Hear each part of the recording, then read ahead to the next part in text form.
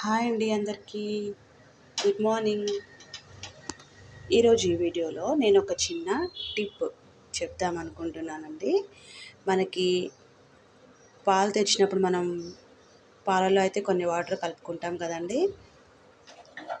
అయితే మనం మార్నింగ్ మన టీ అనేది చిక్కగా రావాలి అంటే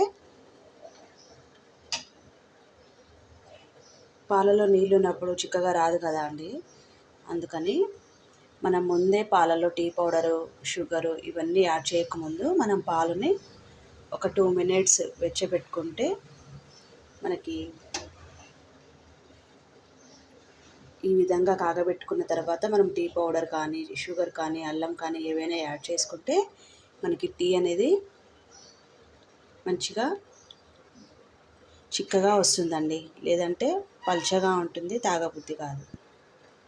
థ్యాంక్స్ ఫర్ వాచింగ్.